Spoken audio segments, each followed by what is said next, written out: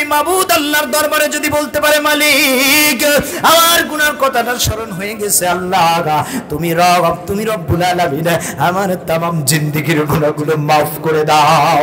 আল্লাহ পাক রব্বুল আলামিন বলেন বান্দারে একটা পলকের জন্য আমি তোমার রব আমি তাকিয়ে থাকি তোমার এই অন্তরের দিকে তাকিয়ে থাকি বান্দা একটাবারের জন্য যদি তুমি হৃদয় থেকে বলতে পারো আল্লাহ तमाम পৃথিবীর মাঝে আল্লাহ এত জীবনের হায়াতটা তুমি দিয়েছিলে এই হায়াতের জিন্দেগিটা অনেকগুলা গুণ করে ফেলে দিয়েছে আল্লাহ অনেকগুলো ভুল করে ফেলে দিয়েছে আল্লাহ রব্বুল আলামিন তুমি আমার तमाम জিন্দেগির গুনাহগুলো maaf করে দাও।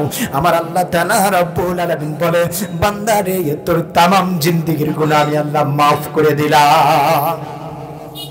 আমার মুসলমানেরা আল্লাহ তাআলা রব্বুল আলামিন কোরআনুল কিতাবুল্লাহর মাঝে প্রতিশ্রুতি দিচ্ছে বান্দারে যদি তুমি পাহাড় পরিমাণ যদি গুনাহ করে বসো শোনো না একটা বারের জন্য তুমি হতাশ হবে না একটা বারের জন্য তুমি নিরাশ হবে না কারণ আমি তোমার রব।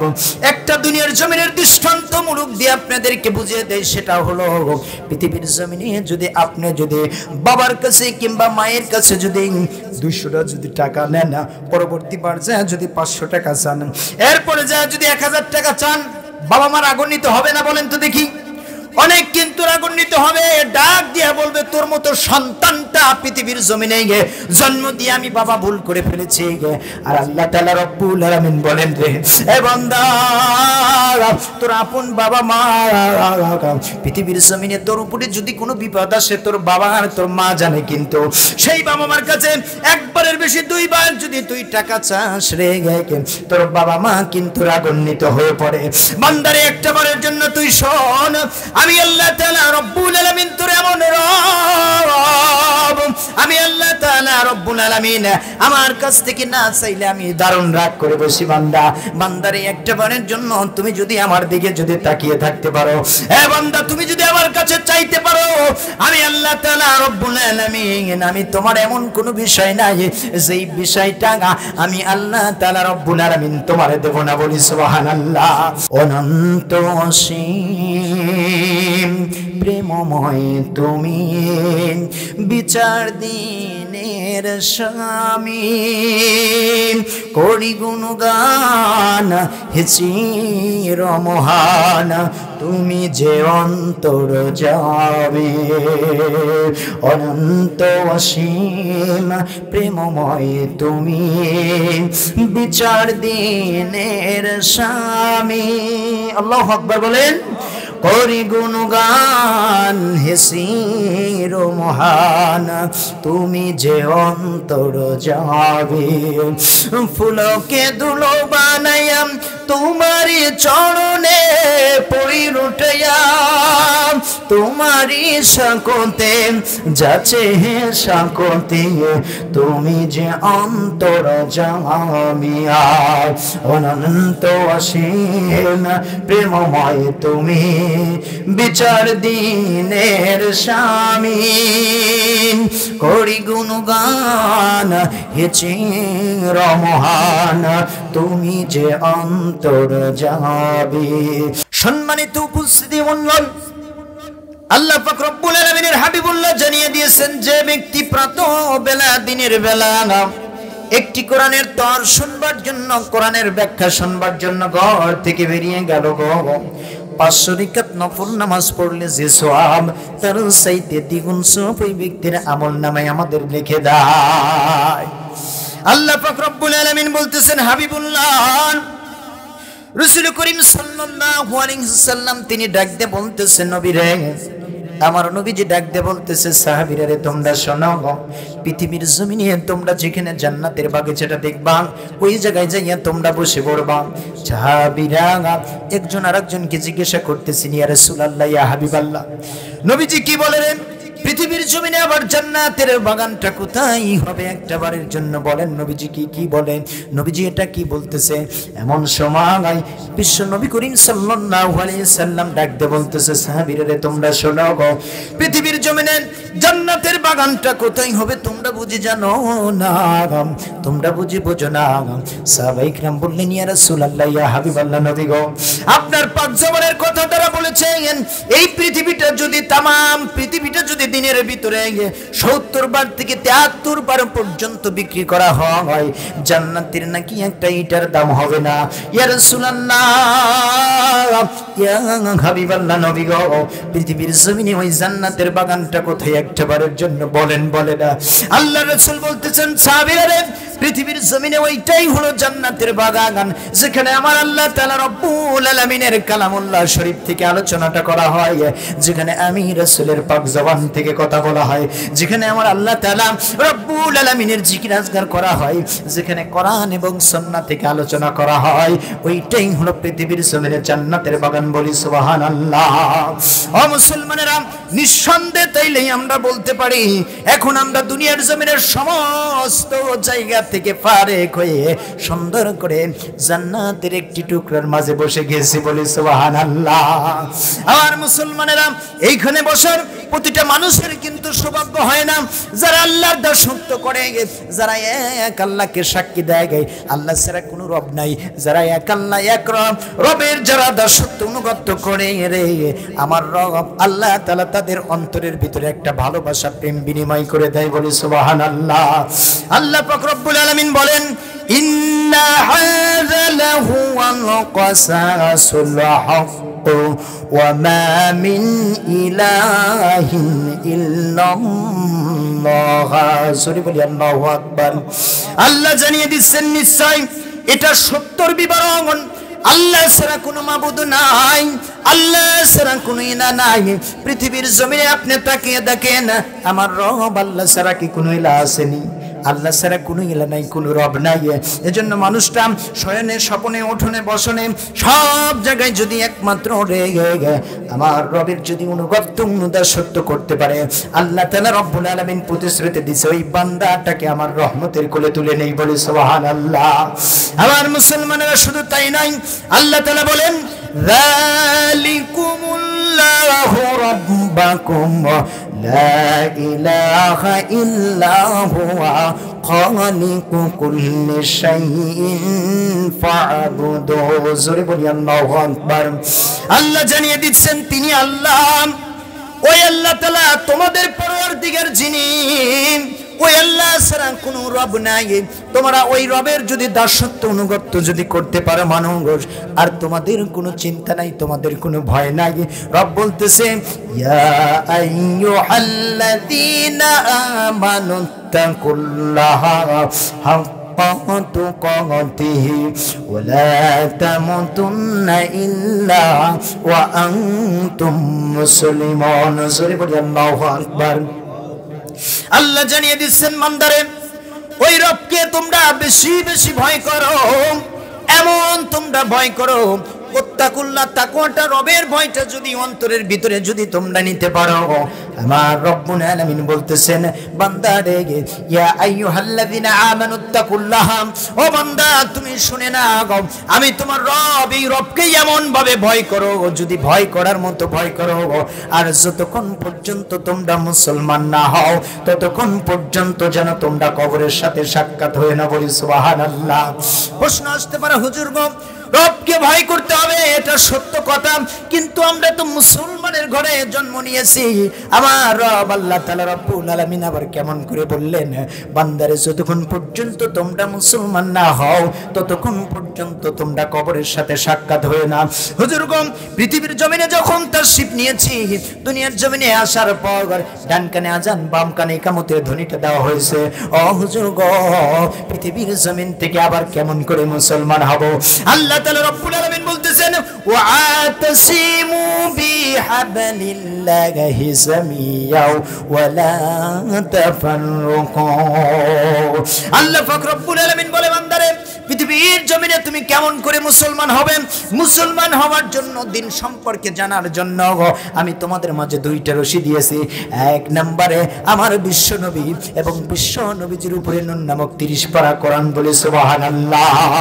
ও মুসলমানের দলেরা, তাইলে আল্লাহ তাআলা রব্বুল আলামিন বলতেছেন, যেই নবীর উপরে 30 পারা কোরআন নাজিল হয়েছে, এই কোরআনকে যদি বুঝতে পারো, কোরআনের ভাষাটা যদি জানতে পারো, কোরআনকে বুঝে যদি আয়ত্ত করে তোমার সিনা সিনার ভিতরে যদি নিতে পারো, আমার রব্বুল আলামিন বলে দিচ্ছে এই কোরআনটাই পরকালে তোমার জন্য যথেষ্ট হয়ে যাবে। বলি সুবহানাল্লাহ। আল্লাহ তাআলা কোরআনের ভিতরে প্রতিশ্রুতি দিচ্ছে, বান্দারে তুমি শোনো, দেখো আমি তোমার রব, আমি তোরা কোনো এলা নাই, আমারই প্রশংসা হবে সব জায়গায়, উঠোনে বসনে শয়নে স্বপনে, একমাত্র পৃথিবীর জমিন থেকে তুমি যদি আমার বান্দা হয়ে থাকো, আমার দাসত্ব অনুগত্য চলবে, কোনো মানুষের তৈরি করা দাসত্ব অনুগত্য চলবে না। জোরে কোন কথা ঠিক কিনা? কোরআনুল কিতাবুল্লাহর ভিতরে আল্লাহ তাআলা বলেন, হুয়াল্লাহু লা ইলাহা ইল্লা হুয়া লাহুল হামদু ফিল উলা ওয়াল আখিরাতি ওয়া লাহুল হুকমু ওয়া ইলাইহি তুরজাউন। জোরে বলি আল্লাহু আকবার। আল্লাহ তাআলা বলতেছেন আমি রব। আল্লাহ তাআলা রবের কত সুন্দর করে দৃষ্টান্তমূলক দিচ্ছে। ও পৃথিবীর বান্দারা, একটা বারের জন্য তাকিয়ে দেখো, আমি তোমার রব, আমি ছাড়া অন্য কোনো ইলা নাই, অন্য কোনো কেই নেই। তুমি তাকিয়ে দেখো, তামাম পৃথিবীর মাঝে তুমি তাকিয়ে দেখো কেমন করে আমি রব হলাম। বান্দারে তুমি তাকিয়ে দেখো না, তুমি দেখো তোমাকে আমি খাওয়াই, তোমাকে আমি রিজিক দেই, এরপরে তোমার হায়াতের মালিক, তোমার মওতের মালিক, সমস্ত জায়গায় আমি রবকে যদি স্মরণ করতে পারো, আমি এই রব তোমাকে প্রতিশ্রুতি দিয়ে দিচ্ছি, আমার এই কোরআনটা মেনে যদি তুমি কবর জমিনের মাঝে আসতে পারো, কোরআনটা শপথ করে বলতেছি বাজান, আপনার কবরে এই কোরআনটা যদি থাকে, আপনার কিন্তু আর কোনো ভয় নাই। জোরে কোন কথা ঠিক কিনা?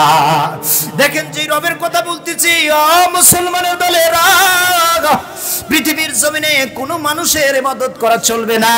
পৃথিবীর জমিনে যদি বাবার সাথে যদি অপরাধ করে বসেন, মায়ের সাথে যদি অপরাধ করে বসেন, স্ত্রী পরিবার পরিজনের সাথে যদি একটু রাগান্বিত হয়ে যায়, এই মানুষগুলো বলে কখন একটা বারের জন্য যদি আমার হাতে যদি না ধরে, আমার পায়ে যদি না ধরে, তো তবে আমি ক্ষমাটা করব না।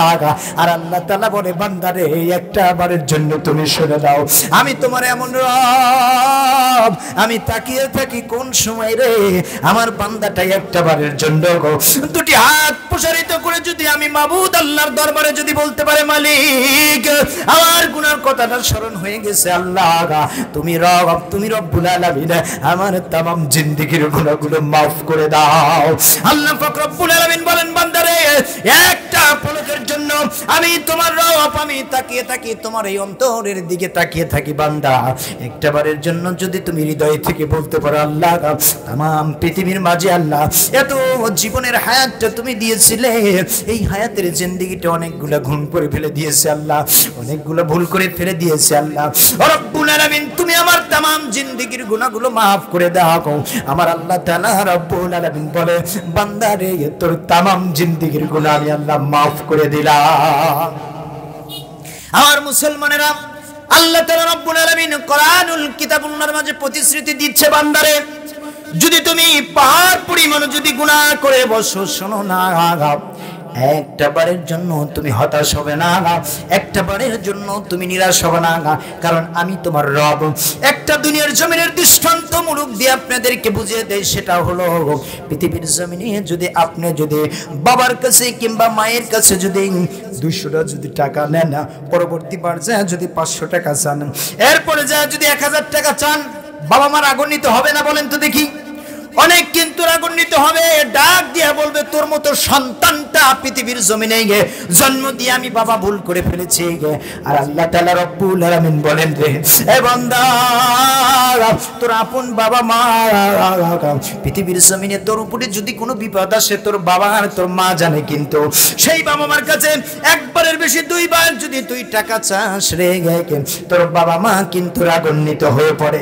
বান্দারে একটা বারের জন্য তুই শোন, আমি আল্লাহ তাআলা রব্বুল আলামিন তোর এমন রব, আমি আল্লাহ তাআলা রব্বুল আলামিন আমার কাছ থেকে না চাইলে আমি দারুণ রাগ করে বসি। বান্দা, বান্দারে একটা বারের জন্য তুমি যদি আমার দিকে যদি তাকিয়ে থাকতে পারো, এ বান্দা তুমি যদি আমার কাছে চাইতে পারো, আমি আল্লাহ তাআলা রব্বুল আলামিন, আমি তোমার এমন কোনো বিষয় নাই যেই বিষয়টা আমি আল্লাহ তাআলা রব্বুল আলামিন তোমারে দেব না। বলি সুবহানাল্লাহ। ও মুসলমানের, আল্লাহ তাআলা আয়াতে কারিমের ভিতরে সুন্দর করে জানিয়ে দিচ্ছে, পৃথিবীর জমিনের মানুষ বড় অন্যায় করে ফেলেছো, ভুল করে বসেছ, একটা বারের জন্য শুনে নাও, তুমি যদি কখনো হতাশ হবে না, কখনো নিরাশ হবে না। আল্লাহ তাআলা বলেন, লা তাকনাতুম মির রাহমাত, বান্দারে তুমি কখনো হতাশ হবে না। পাহাড় পাহাড় পাহাড় পর যদি গুনাহগুলো যদি করে বসো, একটা বারের জন্য হতাশ হবে না। কারণ এই যে দিন এবং রাতের সমন্বয়ে 5 ওয়াক্ত সালাত আছে, এই 5 ওয়াক্ত সালাতের ভিতরে কমসে কম সূরাতুল ফাতিহাটা আমরা এই 5 ওয়াক্ত সালার ভিতরে কমসে কম 33 বার থেকে 40 বার পর্যন্ত পড়ি। মুসলমানের দলেরা চিন্তা করে দেখেন, নামাজের ভিতরে বান্দা যখন নামাজের হালাতে বসে সুন্দর করে বলে আলহামদুলিল্লাহি রাব্বিল আলামিন আর-রহমানির রহিম মালিকি ইয়াউমিদ্দিন ইয়াকা না'বুদু ওয়া ইয়াকা নাস্তাঈন ইহদিনাস সিরাতাল মুস্তাকিম সিরাতাল লাযীনা আন'আমতা আলাইহিম গায়রিল মাগদুবি আলাইহিম ওয়ালাদ-দাল্লিন। এরপরে আমিন। অনন্ত অসীম প্রেমময় তুমি, বিচার দিনের স্বামী, করি গুণগান হে চির মহান, তুমি যে অন্তর যাবে। অনন্ত অসীম প্রেমময় তুমি, বিচার দিনের স্বামী। আল্লাহু আকবার বলেন। করি গুণগান হে চির মহান, তুমি যে অন্তর যাবে। ফুলকে দুলো বানাইয়া তোমারি চরণে পড়ি লুটাইয়া, তোমারি সাকতে যাচ্ছে হে সাকতে, তুমি যে অন্তর জামিয়া। অনন্ত অসীম প্রেমময় তুমি, বিচার দিনের স্বামী, করি গুণগান হে চির মহান, তুমি যে অন্তর যাবে। একবারের জন্য ঝংকার দিয়ে বলেন আল্লাহু আকবার। হে মুসলমানেরা, নামাজের ভিতর যখন বান্দা যখন সুন্দর করে যখন বলে আল্লাহ আলহামদুলিল্লাহি রাব্বিল আলামিন, আল্লাহ পাক রব্বুল আলামিন যেন শর্তেও ফেরেশতাদেরকে ডাক দিয়ে বলে, আমার ফেরেশতারা শোনো না, শোনো না, আমার বান্দাটা কোন? আল্লাহ তাআলা রব্বুল আলামিনের প্রশংসা করলো। ফেরেশতারা ডাক দিয়ে বলে, রব্বুল আলামিন তুমি ছাড়া তো আর কোনো রব নাই, তুমি ছাড়া তো আর কোনো ইলাহ নাই। আল্লাহ তোমারই দাসত্ব অনুগত্য তোমার বান্দাগুলো করতেছে। আল্লাহ তামাম পৃথিবীর জমিনে তুমি একমাত্র রব, এজন্য তুমি রবের প্রশংসা তোমার বান্দা করতেছে, বলি সুবহানাল্লাহ। আর মুসলমানেরা, আমার বন্ধুগণের পরে বান্দা যখন বলে আলহামদুলিল্লাহি রাব্বিল আলামিন আর-রহমানির রহিম, আল্লাহ পাক রব্বুল আলামিন ফেরেশতাদেরকে বলতেছে, ফেরেশতারা রে, আমার এই বান্দাগুলো কোন রহমানের প্রশংসাটা করতেছে, কোন রহমানের গুণগানটা গাচ্ছে? ও আমার ফেরেশতারা বলো বলো। এইবার ফেরেশতারা ডাক দিয়ে বলে, আল্লাহ তুমি ছাড়া আর কে রহমান আছে, আর কে দয়ালু আছে? আল্লাহ রব্বুল আলামিন তোমার বান্দাগুলো তুমি রহমান, তোমারই কথাগুলো বলতেছে। এরপরে যখন বান্দা বলে মালিক ইয়াউমিদ্দিন, আল্লাহ তাআলা রব্বুল আলামিন ডাক দিয়ে বলে, ফেরেশতারা রে, আমার এই বান্দাগুলো কোন মালিকের তারা প্রশংসা করলো, কোন বিচারের দিনের কথা বললো, কোন বিচারের মালিকের কথাটা বললো? ফেরেশতারা বলো বলো। এইবার ফেরেশতারা ডাক দিয়ে বলতেছে, আল্লাহ শেষ দিনের বিচারের মালিক তো তুমি। আল্লাহ এই শেষ দিনের বিচারের মালিকের কথাগুলো তোমার গোলামটা বলল। এরপরে ফেরেশতাদেরকে ডাক দিয়ে বলে আল্লাহ তাআলা ফেরেশতারা শোনো, আমার বান্দা আমি আল্লাহ তাআলা কি দেখেছে? না না না, আল্লাহ তোমার বান্দাগুলো তোমারে দেখে নাই। এরপরে ফেরেশতারা ডাক দিয়ে বলে আল্লাহ রে, আল্লাহ তাআলা রব্বুল আলামিন তোমারে দেখে নাই। আল্লাহ ফেরেশতাদেরকে ডাক দিয়ে বলে ফেরেশতারা শোনো, আমার বান্দাগুলো তাইলে কেন এটা সত্য করতেছে? ও রব্বুল আলামিন, তোমার বান্দাগুলো জাহান্নামের ভয়ে নামাজের মাঝে দাঁড়িয়ে গেছে গো। আল্লাহ পাক রব্বুল আলামিন জানিয়ে দিয়েছে ফেরেশতারা, আমার ওই বান্দাটা কি জাহান্নামের ভয়াবহতা দেখেছে নাকি জাহান্নামটা দেখেছে নাকি? এইবার ফেরেশতা ডাক দিয়ে বলে না না না আল্লাহ, তোমার ওই বান্দাটা জাহান্নামটা দেখে নাই। আল্লাহ তাআলা রব্বুল আলামিন বলেন আমার জান্নাতটা দেখেছে নাকি? আল্লাহ তাআলার ফেরেশতারা বলে না না না আল্লাহ গো, তোমার ওই বান্দাটা তোমার জান্নাতটা দেখে নাই। আল্লাহ তাআলা তথাপি আবার ডাক দিয়ে বলে ফেরেশতারা, তাইলে আমার এই বান্দাগুলো কেমন করে গো এই নামাজের ভিতরে দাঁড়িয়ে দাঁড়িয়ে থাকতেছে, কেমন করে কি বলে? এইবার ফেরেশতারা ডাক দিয়ে বলে রব্বুল আলামিন, তোমার এই বান্দাটা যে নামাজের মাঝে চাই নামাজে দাঁড়িয়ে গেছে, আল্লাহ তোমার এই বান্দাটা তোমার দিদার তাগা ধন্য হবার জন্য তারা নামাজে দাঁড়িয়ে গেছে, বলি সুবহানাল্লাহ। আর মুসলমানের দলেরা শুনে অবাক হবেন। দেখেন আমরা তো কেমন গুনাহ করেছি, তার চাইতে কেমন গুনাহ করেছে। যেহেতু মা বোনদের সম্পর্কে একটু আলোচনা করাটা দরকার। আমার মুসলমান দলীয়রা আমরা দেখে যে একটা বিপদ আসলে পরে কত রকমের কত কিসিমের কথাগুলো বলে থাকি। এরপরে বিপদের মাঝে ধৈর্য হারা হয়ে যায়।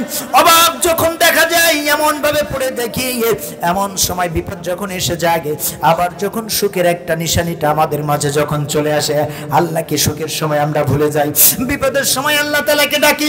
আল্লাহ তাআলা প্রতিশ্রুতি নিয়ে বলতেছে বান্দারে, বিপদের সময় তুমি আমাকে ডাকো, কিন্তু একটা বারের জন্য যখন তুমি সুখের নিশানাটা পেয়ে যাও, একটা বারের জন্য তো আমি রবের সাথে তুমি কথা বলো না। ও বান্দা রে, আমি আল্লাহ তাআলা কিন্তু তোমার উপরে দেখো কত দয়ালু, কত রহমত। ও মুসলমানের আজকে তাকিয়ে দেখেন, আমরা এমন একটা নবীর উম্মত হয়েছি, যেই নবীটার উম্মত হওয়ার শর্তে আল্লাহ পাক রব্বুল আলামিন আমাদের উপর থেকে সাকিনা এবং রহমতগুলো নাজিল করে দেয়, বলি সুবহানাল্লাহ। আমরা তো এক বিন্দুর জন্য গুনাহ করলে পারে দেখা যায় যে এদিক সেদিকে আমরা হয়ে যাই, হই কি হই না বলেন তো দেখি? একটু বিপদ আসলে পারে বলি আল্লাহ তুমি কি খেলে আমার এই চোখে দেখো। এই এলাকায় কি ওই যে বল্টু নাই, বল্টুর 4টে সন্তান, একটা বারের জন্য ওদিকে যাও না, বলি কি বলি না? ধৈর্য কিন্তু হারিয়ে যায়।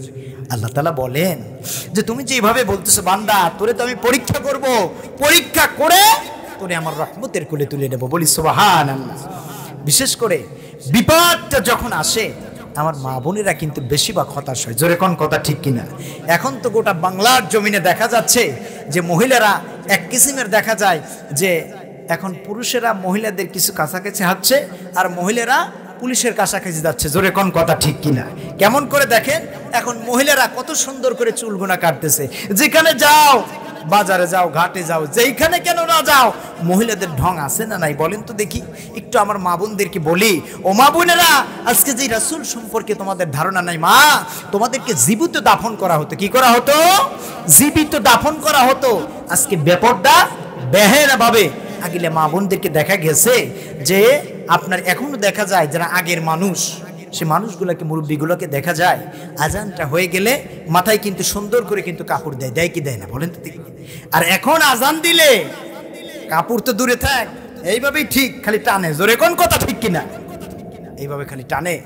তো সম্মানিত উপস্থিতি ভাইরা, আমার বাবাজিরা, আর একটা বিষয়, এই যে পার্ক আছে না নাই, কত কিসিমের পার্ক আছে, উড়ি বাবারে বাবা, পার্কে যায় সুন্দরভাবে একজনের কাঁধের উপরে হাত দেয়, কি রকমের বাদাম খুললে খুললে দেয়, মগায় আর মগি খায়, জোরে কোন কথা ঠিক কিনা? ডুবলো হাদিস পাক কোরআন, আজি কেন ঘুমাও মুসলমান, বাংলাদেশের এই কিনীতি, নারীরা সব হচ্ছে পুরুষ জাতি, বাংলাদেশের এই কিনীতি, পুরুষরা সব হয়ে গেছে নারী জাতি, কেবা নারী কেবা পুরুষ না করা যায় অনুমান। আপনার সাজাদপুর কুটিবারে গেলেন, জোড়াই জোড়াই হনুমান, আজ কেন ঘুমাও মুসলমান, ডুবলো হাদিস পাক কোরআন, আজ কেন ঘুমাও মুসলমান, জোরে জোরে কোন কথা ঠিক কিনা? এই মুসলমানের দলেরা, আল্লাহ পাক রব্বুল আলামিন নারীদেরকে বললেন, নারীরা রে তোমরা শোনো, ওয়াকালনা ফি বুয়ুতিকুন্না ওয়ালা তাবাররুজনা তাবাররুজাল জাহিলিয়াতিল উলা, জোরে বলেন আল্লাহু আকবার। তোমরা ঘরের মাঝে থাকবে, আজকে নারীরা ঘরের ভিতরে আছে, তোমরা ঘরের ভিতরে থাকবে, জাইলিয়া যুগের মেয়েদের মতো তোমরা বেহুল্লা ভাবে ঘোরাঘুরি করো না। কার ঘোষণা বলেন তো দেখি? আল্লাহর ঘোষণা। তোমরা জাইলিয়া যুগের মতো তোমরা সেভাবে বেপরদায় ঘোরাঘুরি করো না, কারণ ওই সময়টা ছিল নারীদেরকে বিক্রি করে দেওয়া হতো, মদের আড্ডা চলতো, নারীরা বেপরদা ভাবে ঘোরাফেরা করতো, আট শার্ট পোশাক গুলো পরতো। ওই কালচারটা আজও পর্যন্ত আমার বাংলার জমিনে আছে নাকি নাই? হ্যাঁ মুসলমানের দলেরা, আজও পর্যন্ত সেই কালচারটা কিন্তু ঢুকে গেছে। বিশ্ব নবী করিম সাল্লাল্লাহু আলাইহি সাল্লামের একটা কথা মনে পড়ে গেল। ও মায়েরা বোনেরা গো, যারা আমার আলোচনাটা শুনতেছো মা, ও মায়েরা বোনেরা, তোমাদেরকে জীবিত দাফন করা হতো, তোমাদের পৃথিবীর জমিনে আসলে পরে জীবিত দাফন করা হতো, একেবারে জীবিত দাফন করা হতো। কিন্তু যেই রাসূলের আদেশগুলো তোমরা মানতেছো না মা, এই রাসূলটাই তোমাদের সম্মানটা বাড়াইছে। জোরে কোন কথা ঠিক কিনা? আজকে দেখা যায় নারীরা বলে পুরুষ আর নারীর সমান অধিকার দেওয়া লাগবে, বলে কি বলে না? বলেন তো দেখি, কেমন করে সমান অধিকার দিবে বলেন তো দেখি? ভাইরা আমার, বন্ধুগণ, এখন একটা কথা মনে পড়ে গেল, ওই টুনি আর টোনার একটা শাস্ত্র পড়েছিলাম।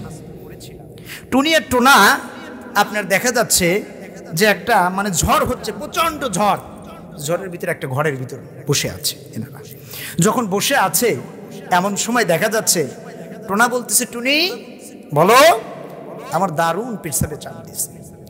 তো এখন টুনি বলতেছে, ঠিক আছে, কোনো জায়গায় তো সিদ্রি মিদ্রু নাই, ওই যে উপরে একটা সিদ্রি দেখা যায়, তুমি আমার কাঁধের উপরে ওঠো, উঠে ওই সিদ্রি দিয়ে মারিয়ে দাও। আমার কথা বুঝতেছেন? এমন সময় দেখা যায় টোনার পেশাব করা শেষ।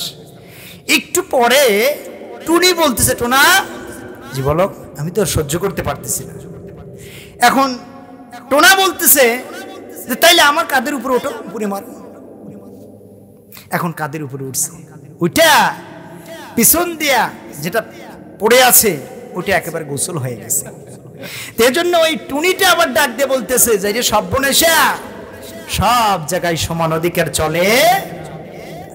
আমার মায়েরা বোনেরা, আমি আপনাদের বিপক্ষে কথা বলতেছি না, মায়েরা বোনেরা, পুরুষের চাইতে আপনাদেরকে বেশি সম্মান দিয়েছেন কে?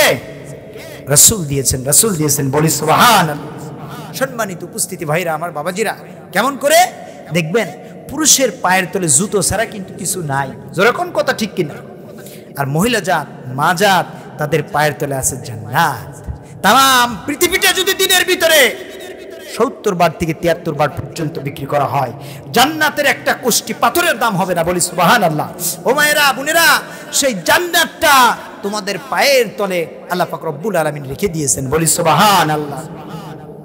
বন্ধুগণ আমার, ভাইরা মায়েরা, একটু গভীর মনোযোগ দিয়ে দাও। ও মায়েরা, তোমাদেরকে জীবিত দাফন করা হচ্ছে। আপনারা নাম শুনেছেন দাহিয়াতুল কালবি। আমার মা এবং বোনদের বোঝার খাতিরে একটা কথা তুলে ধরতেছি মা, যেই মায়েরা আজকে বেহুল্লা ভাবে ঘোরাফেরা করতেছে, একটাবারের জন্য দাহিয়াতুল কালবি থেকে শিক্ষাটা নিয়ে নেন। নবী করিম সাল্লাল্লাহু আলাইহি সাল্লামের দরবারে গিয়ে দাহিয়াতুল কালবি দুইটা চোখের পানিগুলো ছেড়ে ছেড়ে কাঁদতেছে। এমন সময় দেখা যাচ্ছে গো, দাহিয়াতুল কালবি যখন কাঁদে, হাতটা পর্যন্ত আল্লাহর দরবারে তুলে নাই। এমন সময় বিশ্ব নবী করিম সাল্লাল্লাহু আলাইহি সাল্লাম যখন হাত তুলে দোয়া করতেছে আল্লাহর দরবারে, এমন সময় দৃষ্টিপাত যখন দাহিয়াতুল কালবির কাজ যখন করেছেন, এই সময় রাসূল করিম সাল্লাল্লাহু আলাইহি সাল্লাম দাহিয়াতুল কালবির দিকে তাকিয়ে দেখে, দাহিয়াতুল কালবি দেখা যায় হাতটা তুলে নেই, গজরে দুইটা চোখের পানিগুলো ছেড়ে ছেড়ে কাঁদতেছে। এমন সময় বিশ্ব নবী করিম সাল্লাল্লাহু আলাইহি সাল্লাম, যিনি উম্মতের কান্ডার, রহমতের ভান্ডার, এমন সময় নবী করিম সাল্লাল্লাহু আলাইহি সাল্লাম দাইয়াতুল কালবির পাশে চলে গেলেন রে বাবা। দাইয়াতুল কালবির পাশে চলে যায় বলতেছে, ও দাইয়াতুল কালবি রে, আমি বিশ্ব নবীজি দোয়া করি, কিন্তু তুমি কেন সেই দোয়ায় শামিল হলো না? এইবার দাইয়াতুল কালবি বলতেছেন, ও নবী একটা মারের জন্য শুনে না, তামাম পৃথিবীর জমিনে আমার মতো এত বড় পাপী আল্লাহ পাক রব্বুল আলামিন আর একটাও দেয় নাই, একটাই দেয় নাই। আমার রাসূল ডাকতে বলেন, দাইয়াতুল কালবি একটা মারের জন্য শোনো রে, কি তুমি জীবনের গুনাহগুলো তোমার কত হয়ে গেছে, কি গুনাহ করেছো বলো? ইয়া রাসূলুল্লাহ, ইয়া হাবিবাল্লাহ, আমি গুনাহ করে ফেলেছি। কি গুনাহ করেছো হুজুর? তামাম পৃথিবীর জমিনে আমার মতো পাপিষ্ঠ মেন্দি আর কেউ নাই। রাসূল করিম সাল্লাল্লাহু আলাইহি সাল্লাম সেই কোরআনের আয়াতটা বললেন, লা তাকনাতুম মির রাহমাত। ও দাইয়াতুল কালবি, আল্লাহ তো প্রতিশ্রুতি দিচ্ছে রে, তুমি যতই গুনাহ করো না কেন, সমস্ত গুনাহগুলো আমার আল্লাহ তাআলা তিনি মাফ করে দিবেন। বলি সুবহানাল্লাহ। দাইয়াতুল কালবি বলেন, ইয়া রাসূলুল্লাহ, ইয়া হাবিবাল্লাহ, নবী রে, আমার জীবনে আমি এত গুনাহ করে ফেলেছি যে গুনাহগুলো আমার আল্লাহ তাআলা আমারে মাফ করে দিবে না। আমার নবীজি ডাক দিয়ে বলে, দাইয়াতুল কালবি রে, কি গুনাহটা করেছো একটাবারের জন্য বলো বলো বলো বলো। দাইয়াতুল কালবি বলে, ইয়া রাসূলুল্লাহ, ইয়া হাবিবাল্লাহ, নবী গো, আমি এমন গুনাহ করেছি যেই কথাটা বললে আপনি নবীও আমার প্রতি নারাজ হয়ে যাবে না। আমার রাসূল ডাক দিয়ে বলে, দাইয়াতুল কালবি, বল রে বল, কি গুনাহটা তুমি করেছো? এইবার দাইয়াতুল কালবি ডাক দিয়ে বলে, ইয়া রাসূলুল্লাহ, ইয়া হাবিবাল্লাহ, নবী গো, আমি 70 থেকে 72টা কন্যা সন্তানকে জীবিত দাফন করেছি। বলি নাউজুবিল্লাহ। এই কথাটা যখন বলেছেন বিশ্ব নবী করিম সাল্লাল্লাহু আলাইহি সাল্লাম, তিনি দুইটা চোখের পানিগুলো দরদর করে ছেড়ে দিলেন। যখন ছেড়ে দিলেন, দাইয়াতুল কালবি বললেন, ইয়া রাসূলুল্লাহ, ইয়া হাবিবাল্লাহ, একটাবারের জন্য আপনি শুনে নেন, আপনাকে বলেছিলাম হুজুর, আমি এমন গুনাহ করেছি গো, আল্লাহ পাক রব্বুল আলামিন আমাকে মাফ করবেন না, মাফ করবে না। আমার নবীজি ডাক দিয়ে বলে, দাইয়াতুল কালবি রে, কেমন করে এই জীবিত সন্তানগুলোকে, কন্যা সন্তানগুলোকে কেমন করে তুমি দাফন করেছো বলো বলো। এইবার দাইয়াতুল কালবি বলে, হুজুর, আপনার 71টা কন্যা সন্তান, পরের সন্তানগুলোকে আমি জীবিত হত্যা করেছি হুজুর, কিন্তু এখন আমি একেবারে সুফি হয়ে গেছি একটা কারণে। হুজুর গো, এই 72টা কন্যা সন্তানের ভিতর সবশেষ সন্তানটা ছিল আমার কলিজার টুকরা সন্তান। হুজুর গো, আমি যখন ব্যবসার উদ্দেশ্যে 5 থেকে 7 বছরের মনে যখন রওনা দেব রে, এমন সময় বিবিরে ডাক দিয়ে বললাম, বিবিরে এইদিকে আসো, একটাবারের জন্য শোনো। হুজুর একটাবারের জন্য আমার বিবিকে যখন ডাক দিয়ে বললাম, মায়া বিবি, তুমি একটু এইদিকে আসো, আমি কিছু কথা বলবো। এইবার যখন বিবি যখন এইদিকে আসলেন, আসার পরে আমার বিবিরে ডাক দিয়ে বললাম, বিবি রে, আমি তো 5 থেকে 7 বছরের উদ্দেশ্য করে ব্যবসার উদ্দেশ্যে রওনা হয়ে যাচ্ছি। বিবি রে, একটাবারের জন্য শুনে নাও, একটাবারের জন্য তুমি বুঝে নাও, আমি তো এই যে ব্যবসার জন্য রওনা হয়ে যাচ্ছে বিবি, আমি জানি না তোমার গর্ভে ছেলে সন্তান হবে নাকি মেয়ের সন্তান হবে, আমি জানি না। তবে বিবি রে, একটাবারের জন্য তুমি শুনে নাও, একটাবারের জন্য তুমি বুঝে নাও, তোমার গর্ভে যদি একটাবারের জন্য যদি ছেলে সন্তান আমার আল্লাহ তাআলা যদি দেয়, বিবি সুন্দর করে সোনার প্যাকেট করে রাইখা দিবি, আর যদি কন্যা সন্তান হয় গলা টিপে হত্যা করবি, নাইলে পানির ভিতরে তুই ফালিয়ে দিবি রে বিবি। ও মায়েরা বোনেরা, সেই রাসূলকে তোমরা চেনো না গো, ওই বিশ্ব নবী করিম সাল্লাল্লাহু আলাইহি সাল্লাম বলতেছেন, দেখো তোমাদের সম্মানটা কেমন করে বাড়িয়ে দিলেন মা। আজকে সেই রাসূলের চেনো না, সেই রাসূলের আদর্শ মোতাবেক চলার ইচ্ছা পোষণ করো না। এইবার যখন বিশ্ব নবীর কাছে যখন দাইয়াতুল কালবি দুইটা চোখের পানিগুলো ছেড়ে ছেড়ে বলতেছে, এইবার নবীও কান্দে, দাইয়াতুল কালবিও কান্দে। দাইয়াতুল কালবিকে বিশ্ব নবীজি ডাক দিয়ে বলতেছে, দাইয়াতুল কালবি রে, শোনো, কেমন করে তুমি জীবিত হত্যা করলা বলো বলো বলো বলো। এইবার ডাক দিয়ে বলতেছে, ইয়া রাসূলুল্লাহ, ইয়া হাবিবাল্লাহ, আমি যখন 5 থেকে 7 বছরের উদ্দেশ্যে আমি যখন আমার ব্যবসাকে কেন্দ্র করে যখন রওনা হলাম হুজুর গো, অনেক কাহিনীর সংক্ষেপ করে দিলাম বাজান, শুধু বুঝের খাতিরে। আল্লাহ কেমন দয়াময়, আল্লাহকে ডাকার মতো ডাকলে আমার রব আল্লাহ তাআলা রব্বুল আলামিন সুন্দর করে তিনি শুনে নেন। ডাকার মতো ডাকলে আল্লাহ কেন শোনো না রে আল্লাহ, আল্লাহ তোমায় ডাকতে জানি না। জোরে জোরে কোন কথা ঠিক কিনা? মুসলমানের দলেরা একটা বারের জন্য গভীর মনোযোগ দিয়ে দেন। আমাদের বুঝতে হবে আমরাও আল্লাহরে চিনি না, আল্লাহর দাসত্ব অনুগত্য করাটা বুঝি না। আল্লাহকে যদি চিনতাম, আল্লাহর দাসত্ব অনুগত্য করা যদি বুঝতাম, খোদার কসম করে বলি রে, আল্লাহর কাছে যেই দোয়াটা করতাম ডাইরেক্টলি ওই দোয়াটা আমার রব্বুল আলামিনের দরবারে কবুল হয়ে যেতে। বলি সুবহানাল্লাহ। এই মুসলমানের দলেরা একটু গভীর মনোযোগ দিয়ে দিবেন। দেখেন দেখেন এই বাগান দাইয়াতুল কালবি ডাক দিয়ে বলতেছে, ইয়া রাসূলুল্লাহ, ইয়া হাবিবাল্লাহ, আমি যখন ব্যবসার উদ্দেশ্যে যখন রওনা হয়ে গেলাম, নবী গো একবারের জন্য শুনে, আমি যখন ব্যবসার উদ্দেশ্যে যখন রওনা হয়ে গেলাম, ব্যবসা থেকে এসে দেখি সুন্দর একটা মেয়ে। আমার বিবি ডাক দিয়ে বলতেছে, জামিলা রে, ওই তো তোমার বাবা এসেছে, বাবা এসেছে।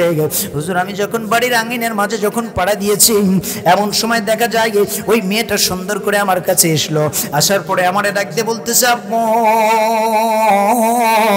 তুমি কোথা থেকে এসেছো? আব্বু এতদিন তো তোমারে দেখি নাই। আব্বু আমার জন্য কি মজা এনেছো নাকি? আমার বিবির দিকে দৃষ্টিপাত করে তাকিয়ে রইলাম। এমন সময় বিবিরে ডাক দিয়ে বললাম, বিবিরে এটা কে? বিবি ডাক দিয়ে বলে, স্বামী ও, এটা তোমার ওই সন্তান স্বামী গো, একেবারে হুবহুব তোমার চেহারার কারণে এই সন্তানটাকে আমি মারতে পারি নাই। আসলে কিতাবের ভিতরে লিখতেছে ওই মেয়েটার এত সুন্দর চেহারাটা সুন্দর হবার কারণে মেয়েটার নাম রাখছে হলো জামিলা। এমন সময় দেখা যায় মেয়েটার নামটা জামিলা রাখছে। জামিলা শব্দের অর্থ হলো সুন্দরী। জোরে কোন সুবহানাল্লাহ। ও মুসলমানের দলেরা, এমন সময় দেখা যায় এই জামিলা বাবার কাছে যখন গিয়েছে, যাবার পরে এইবার বাবা তো অসন্তুষ্ট রে বাবা। এমন সময় এইবার জামিলার মাকে ডাক দিয়ে বলতেছে, জামিলার মা, আমার জামিলাকে সুন্দর করে সাজিয়ে দাও রে। এইবার বিবি মনে করছে এত সুন্দর মেয়ের চেহারা দেখে বাবার বুঝি অন্তরের মাঝে মায়া হয়ে গেছে। এইবার যখন জামিলাকে মা যখন সুন্দর করে গোসল করে দেয়, গোসলের মুখটা মায়ের হাতের মাঝে ওঠে না। কারণ পৃথিবীর জমিনের সন্তানের উপরে যদি কোনো বিপদ আসে, একমাত্র মা কিন্তু জানে। জোরে জোরে কোন কথা ঠিক কিনা? এইবার সুন্দর করে যখন নতুন পোশাকটা পরানোর জন্য যায়, এমন সময় দেখা যায় রে মায়ের হাতের মাঝে পোশাকটা ওঠে না। বাবা মা দুইটা বছরে দুইটা চোখের পানিগুলো ছেড়ে দিয়ে কান্দে।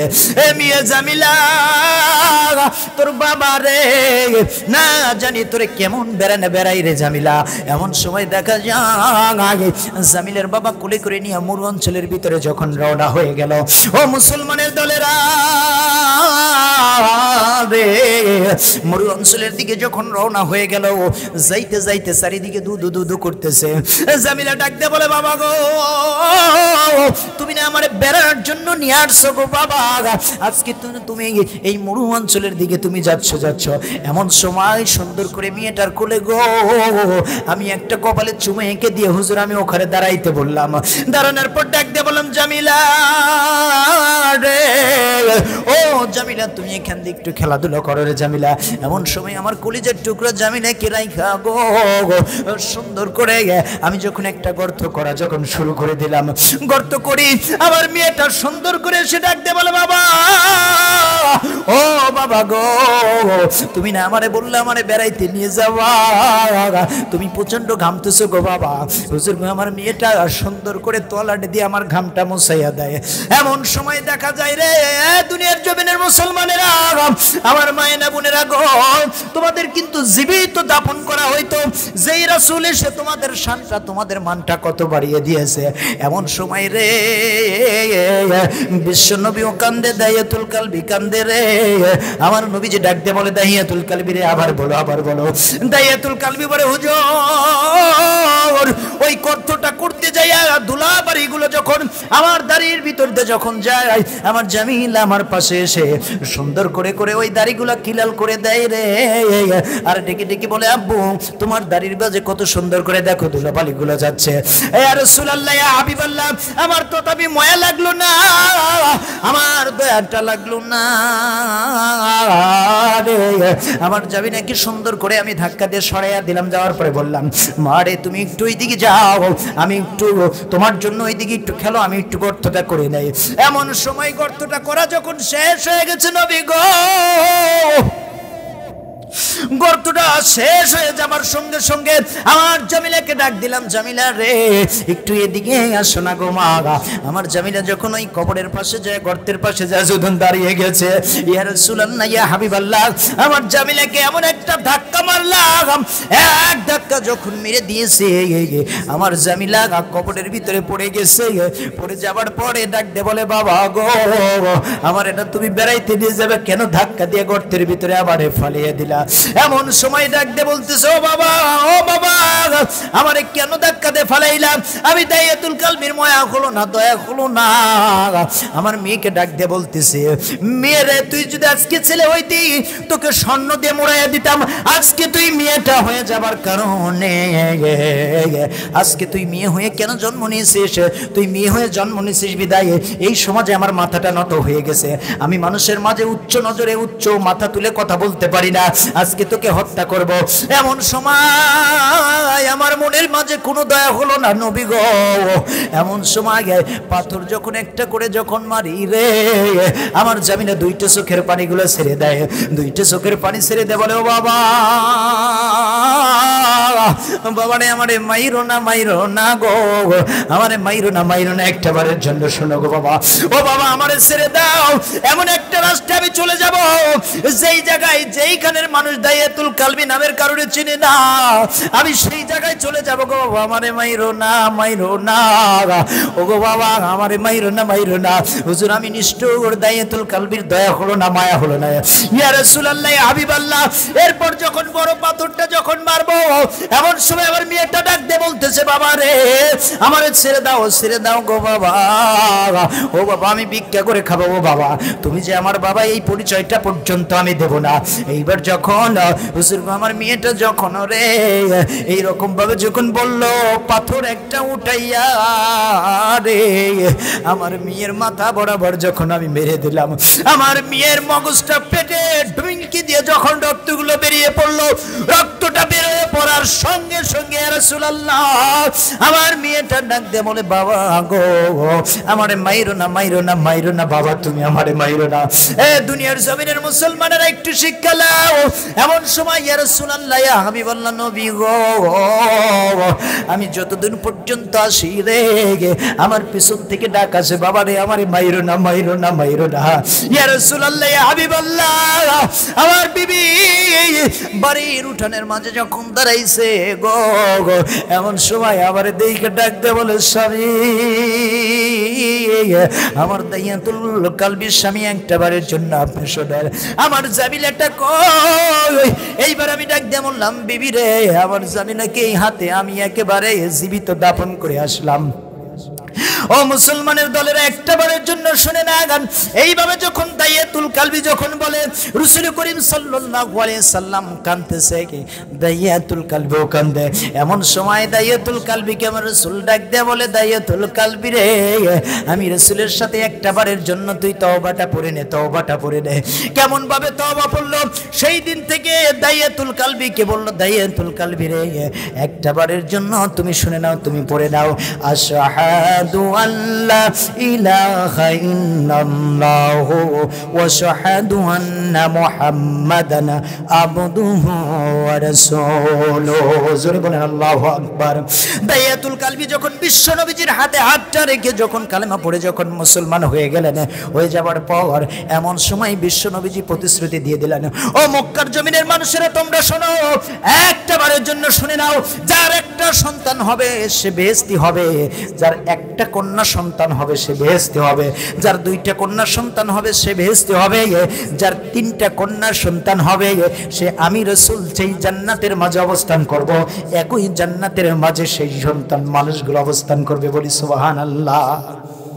আজান হচ্ছে ভাই, আজান দিয়ে আমরা নামাজটা পড়ে নেব ইনশাআল্লাহ। ওয়া আলাইনা তৌফিক ইল্লা বিল্লাহ। আসসালামু আলাইকুম ওয়া রাহমাতুল্লাহি তাআলা ওয়া বারাকাতুহু। ইলাহা ইল্লাল্লাহ লা ইলাহা চাঁদ সূরজার গ্রহ তারা আমার আল্লাহ নামের কতই মায়া, আমার আল্লাহ নামের কতই মায়া, হায়রে কতই দয়া লুকিয়ে আছে ওহে আল্লাহ। লা ইলাহা লা ইলাহা ইল্লাল্লাহ মুহাম্মাদুর রাসূলুল্লাহ। আল্লাহুম্মা সাল্লি আলা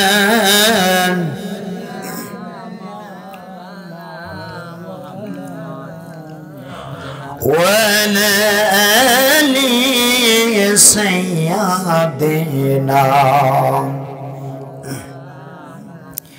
উভয় জীবন নদীর পার হতে তোমার আসবে যেদিন চিঠি, আসবে যেদিন চিঠি। আমাদের চিঠি আসবে না?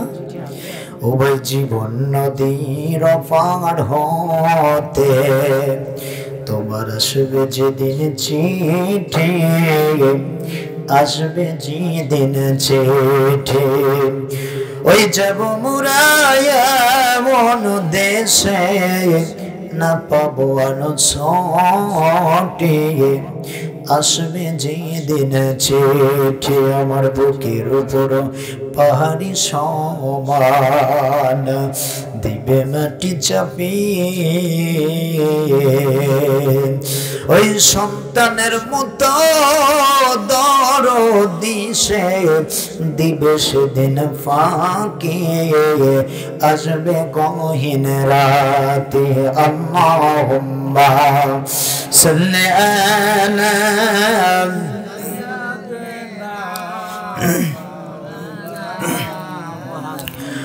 وعلى آل سيدنا। বন্ধুগণ আমার, ভাইরা আমার, একদিন প্রত্যেকটা মানুষ এই পৃথিবীর মায়াটা ত্যাগ করে কবর জমিনের সাথে প্রতিটা মানুষ আমরা চলে যাব বাজান। আল্লাহ পাক রব্বুল আলামিন সে বিষয় বলতেছে, মানুষরে তোমরা শোনো, এই পৃথিবীটা একদিন চুরমার হয়ে যাবে, চুরমার হয়ে যাবে। আল্লাহ পাক বলেন, ইযাস সামাউন ফাতারাত ওয়া ইযাল কাওয়াকিবুন তাসারাত। আল্লাহ তাআলা বলেন, আকাশটা যখন বিদ্রোহী হয়ে যাবে, এতই রাগান্বিত হয়ে যাবে, রাগে গোসায় ফেটে উঠবে, আকাশ থেকে তারকাগুলো বারবার জমিনে পড়তে থাকবে। ও মুসলমানের দলেরা, সেই দিন চিন্তা করে দেখেন, এমন একটি ভয়াবহ দিন আমাদের সম্মুখে চলে আসবে বাজানা।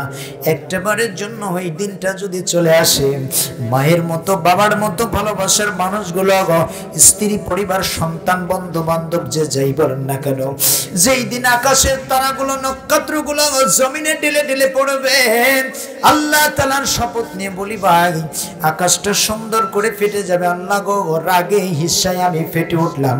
আল্লাহ বলেন, ওয়া যখন নক্ষত্রগুলো বিপ্রেত হতে শুরু হয়ে যাবে, আল্লাহ বলেন, যখন সমুদ্র থেকে উত্থান শুরু হয়ে যাবে। মুসলমানের জমিনের দলের মানুষেরা একটাবারের জন্য গভীর মনোযোগ দিয়ে দেখান, ওই সমুদ্রের পানিগুলা ফুলে উঠবে, তাম পৃথিবীটা পানি দিয়ে ঢেকে যাবে গো। একটাবারের জন্য চিন্তা করে দেখেন, সেই ভয়াবহ দিন কিন্তু আমাদের সামনে কিন্তু আছে বাজানা। এমন সময় আল্লাহ তাআলা বলেন, যেই দিন সমুদ্রের নোনা পানি এবং মিঠা পানির সমস্ত দুটো পানি একত্রিত হয়ে গো, এমন ভাবে ওই যে পাতিলের ভিতর ভাত হাত দিলে জাউল দিলে যেরকম উতুলগুলো যেরকম উতলিয়ে পড়ে, ঠিক এই রকম ভাবে সমুদ্রের তলদেশ থেকে পানিগুলো যখন উতলিয়ে পড়বে তামাম পৃথিবীর জমিনটা পানি আর পানি হয়ে যাবে বাজারা। আল্লাহ তাআলা বলতেছেন ওয়া ইযাল খুবুর বুসিরাত। আল্লাহু আকবার। আল্লাহ পাক রব্বুল আলামিন বলতেছে যেদিন কবর থেকে মানুষগুলোকে যেদিন উন্মোচন করা হবে, মানুষগুলোকে একে অপরকে যেদিন বলা হবে আজকে তোমাদের পূর্ণ নিবাস, আজকে তোমাদের বিচার হবে গো। আল্লাহ পাক রব্বুল আলামিনের হাবিবুল্লাহ বলতেছে ওয়া ইযাল কাওয়াকিবুন তাসারাত ওয়া ইযাল বিহারু ফুজিরাত ওয়া ইযাল কুবুরু বুসিরাত। হযরত আয়েশা রাদিয়াল্লাহু তাআলা আনহা তিনি বললেন ইয়া রাসূলুল্লাহ ইয়া হাবিবাল্লাহ নবী গো, যেই দিন কঠিন মুসিবতের দিনটা চলে আসবে, কবর থেকে মানুষগুলো যখন আপনার যখন উন্মোচন করা হবে এই মানুষগুলো কেমন অবস্থায় উঠবে, কেমন অবস্থায় উঠবে। এমন সময় বিশ্বনবী করিম সাল্লাল্লাহু আলাইহি সাল্লাম ডাক দিয়ে বলতেছেন হে আয়েশা শোনো রে, কোন সময় ওই মানুষগুলো একে অপরের উলঙ্গ অবস্থায় কবর থেকে উন্মোচন হয়ে উঠবে। আয়েশা দুইটা চোখের পানিগুলো ছেড়ে দিলেন ইয়া রাসূলুল্লাহ ইয়া হাবিবাল্লাহ নবী গো, সেই দিন দারুণ লজ্জাজনক হয়ে যাবে, একজন মানুষ অন্যজনের লজ্জা স্থানের দিকে তাকিয়ে থাকবে। এমন সময় আমার নবীজি বলেন আয়েশা রে, ওই দিন এমন একটা দিন আসবে আয়েশা প্রতিটা উম্মত নাফসি নাফসি নাফসি নাফসি বলতে শুরু করবে। এমন সময় সেই দিন এমন মানুষগুলো পেরেশানির ভিতরে থাকবে, একজন মানুষ আর একজন মানুষের দিকে তাকিয়ে থাকবে, তাকানোর কোনো সময়টা পাবে না, সুযোগটা পাবে না। সম্মানিত উপস্থিতি ভাইয়েরা আমার বাবাজিরা, সেই ভয়াবহতা কিন্তু আমাদের সামনে আছে নাকি নাই বলেন তো দেখি? অবশ্যই কিন্তু আছে ভাজান। ওই কবরে আমাদের প্রত্যেকটা মানুষকে যেতে হবে, কাল কিয়ামতের কঠিন মুসিবত, কিয়ামতের ময়দানে আমাদেরকে উঠতে হবে। কবর থেকে, হাসর থেকে, ফুলসিরাত থেকে যদি কোনো মানুষ যদি বাঁচতে চায়, দুইটা জিনিস যদি মেনে নেয়, আমার রব্বুল আলামিন ওই মানুষটাকে জান্নাতের একটি সোদা পান করাবে। বলি সুবহানাল্লাহ। দুনিয়ার জমিনের মুসলমানেরা একটু চিন্তা করে দেখো ভাই, প্রতিটা মানুষ একদিন আমরা মারা যাব, কেউ কবরের জমিনে থাকবো না রে।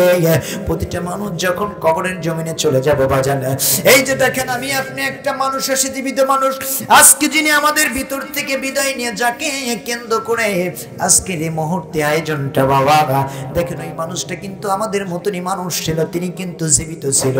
তিনি হয়তো বাকুল আকুল দিয়ে বারবার বুঝেছে মরতে হবে, কিন্তু মরণটা কেমন হবে, কিভাবে হবে, ওই মানুষটা কিন্তু জানে নাই যে একদিন মরণ নামের সবাটা আমার পান করতে হবে। ওরে দুনিয়ার জমিনের মানুষেরা আমিও আপনি একদিন ঠিক এমন ভাবে লাশ হয়ে পড়ে থাকবো বাজান। এই যে দেখেন প্রতিটা মানুষের কাছে ওয়াইদা কবরু বুসিরাত, আল্লাহ তাআলা রব্বুল আলামিন বলতেছেন যে কবর থেকে উন্মোচন প্রতিটা মানুষকে করা হবে। তার মানে আল্লাহ তাআলা বুঝিয়ে দিচ্ছেন যে সেই দিন কিন্তু আমার সাথে তোমাদের সাক্ষাৎ সম্পর্ক হয়ে যাবে। আল্লাহ তাআলা এর আগেও বলেছেন কুল্লু নাফসিন যায়িকাতুল মাউত, সূরা বলেন আল্লাহু আকবার।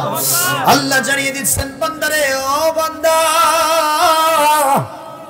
যার পানটা ছেড়ে এই মানুষটাই মৃত্যুবরণ করবে, মরণ নামের ফলটাই মানুষটাই খেতে হবে। যার পানটা আছে গো, ওই মানুষটা মরণের কোলে কিন্তু ঢলে পড়তে হবে। আজকে দুনিয়ার জমিনে 10 তলা 20 তলা 50 কোটি টাকার মালিক হয়ে গেছেন, কত রকমের বাহাদুরি করতেছেন, আল্লাহকে আল্লাহর কথাটাই একটাবারের জন্য স্মরণ করলা না, আমার রবকে একটাবারের জন্য তোমরা চিনলে না। হে মুসলমানেরা, পূর্বে আলোচনা করছি রবকে যিনি চিনতে পারবে আর দুইটা জিনিস যদি মেনে নিতে পারে গো, খোদার কসম করে বলি গো, ওই মানুষটার জন্য সুন্দর 8টা জান্নাতের দরজা আল্লাহ খুলে দিবে। আর মুসলমানের দলেরা চিন্তা করে দেখেন তাহলে আল্লাহ তাআলা রব্বুল আলামিন যেই দুইটা জিনিস মেনে নিলে আমার 8টা জান্নাতের দরজা খুলে দিবে রে, আমাদের সেই দুইটা জিনিস মানা দরকার আছে নাকি নাই বাজান? ওরে দুনিয়ার জমিনের মানুষরা তাইলে চিন্তা করে দেখেন, একদিন তো আমরা মরে যাব। এই যে আল্লাহ বলতেছে মানুষ রে পৃথিবীর জমিনে আজকে ঘর করলাম, বাড়ি করলাম, সম্পদ করলাম, অট্টালিকা করলাম, কত রকমের বাহাদুরি করলাম মানুষ। এই জমিনে থাকতে গিয়ে জমিনটা কিন্তু তোমার না। জোরে জোরে কোন কথা ঠিক কিনা? পড়ার জমি পড়ার বাড়ি ঘর বানায়া আমি রই, আমি তো সেই ঘরের মালিক নই, ঠিক কিনা? আরে পড়ার জমি পড়ার বাড়ি, পড়ার জমি পড়ার বাড়ি ঘর বানায়া আমি রই, আমি তো সেই ঘরের মালিক নই। একটু বলেন মারহাবা। পৃথিবীর জমিনের মানুষেরা, মুসলমানেরা, পড়ার জমি পড়ার বাড়িটা হলো আমার আল্লাহর বাড়ি রে। এই বাড়ির মাঝে এসে কত রকমের বাহাদুরি। আল্লাহ বলেন বান্দারে, কিয়ামতের ময়দানটা যখন চলে আসবে বান্দা, এই পৃথিবীর জমিনে তুমি যে ভাড়া থাকো গো, তোমাকে আমি একটু দেখাচড়া নাড়াচড়া করার জন্য দিয়েছি। এই দেখো দুনিয়ার জমিনে একটা বারের জন্য তুমি তাকিয়ে দেখো, তোমার ঘরের মিটারের দিকে তাকিয়ে দেখো, একবার দুইবার তিনবারের বেশি যদি তুমি যদি বিলটা যদি প্রজন্ম না করো রে, তাইলে কিন্তু সুন্দর করে তোমার মিটারটা কিন্তু কেটে দিবে। জোরে কোন কথা ঠিক কিনা? মুসলমানের দলরা মিটারটা কিন্তু কাইটা দিবে। এরপরে পৃথিবীর জমিনে আপনার কত কি আছে ও বন্ধুরে আমার ভাইরা, সম্পদগুলো গড়তেছেন, অট্টালিকাগুলো গড়তেছেন, টাকা পয়সার মালিক হয়ে গেছেন বাজানা, সবকিছু করলেন। আল্লাহ তাআলা বলতেছেন বান্দারে, পৃথিবীর জমিন থেকে তোমরা শোনো, একটা বারের জন্য তোমরা শুনে নাও, একটা বারের জন্য যদি তুমি একবার দুইবার তিনবারের বেশি যদি বিলটা যদি ক্রস হয়ে যায়, সাথে সাথে তোমার ওই আলোর লাইনটা কিন্তু বন্ধ করে দিবে। আরে বান্দা, আমি সূর্য দিয়েছি, আমি চন্দ্র দিয়েছি, দিনের বেলা বান্দারে সূর্য দেই, রাতের বেলা আমি সুন্দর করে চন্দ্রটা দিয়েছি। বান্দা, একটা বারের জন্য যদি এক মিনিটের হিসাবটা আমি চাই, ও বান্দা তুমি কি হিসাবটা দিতে পারবা? আমরা কিন্তু কেউ কিন্তু সেই হিসাবটা দিতে পারবো না। জোরে কোন কথা ঠিক কিনা? দুনিয়ার জমিনের মানুষেরা তাইলে চিন্তা করে দেখেন, আল্লাহ তাআলা রব্বুল আলামিন বলতেছে মানুষরে শুনে নাও, শুনে নাও, তুমি সুদার থেকে যদি সুদার মাঝে যদি অবস্থান করো, মরণ সেইখানেই তোমাকে একটা বারের জন্য পাকড়াটা করে দেই। মরণ থেকে পালাও যদি তুমি মানুষ, মরণ তোমার সেখানে যাবে, কোনো সন্দেহ নাই। জোরে জোরে কোন কথা ঠিক কিনা? ওরে মরণ নামের সুদা, এই বলটা পান করতে হবে, প্রতিটা মানুষকেই পান করতে হবে। ও মুসলমানেরা, এই যে আজরাইল আমিন প্রতিটা মানুষের দ্বারে দ্বারে এসে দিনের ভিতর তিনবার করে আপনার আমার নাম ধরে ধরে রাখতেছে। মৌলানা সুজীব হোসেন সিরাজি রে, অমুক মৌলানা সাহেব রে, মুফতি সাহেব রে, হাজী সাহেব রে, গাজী সাহেব রে, ওই একটা বারের জন্য তুমি সাবধান হয়ে যাও, সাবধান হয়ে যাও। কোন সময় জানি মালাকুল মউত আমি হাজির হয়ে যাই রে। একটা বারের জন্য যদি আমার রব আল্লাহ তাআলার সাথে যদি তুমি সম্পর্কটা গড়ে নিতে পারো, জীবনে গুনাহ করেছো, অন্যায় করেছো, তওবার মতো তওবা যদি একটা বারের জন্য তুমি করে নিতে পারো বান্দা, আল্লাহর গোলামরে যদি তুমি করে নিতে পারো, আমার রব রব্বুল আলামিন তোমাকে तमाम জিন্দেগীর গুনাহগুলো maaf করে দিবে।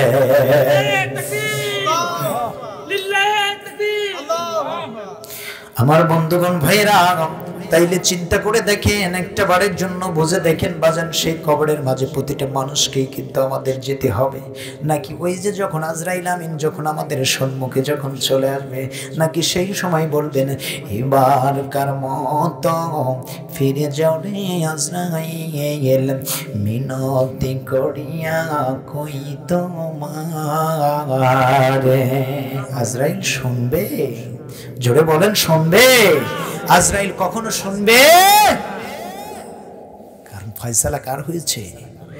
যা যতদিন পর্যন্ত জমিনে থাকার মতো তৌফিক দিয়েছিলেন, হায়াত দিয়েছিলেন, ততদিন পর্যন্ত আপনি পৃথিবীর জমিনে ছিলেন। এক নিমিষের জন্য মালিকের যখন ডাক পড়ে যাবে, তাম পৃথিবীটা বিক্রি করলেও আপনি কার এই পৃথিবীতে রাখা যাবে? কার ফয়সালা? আল্লাহ তাআলার ফয়সালা।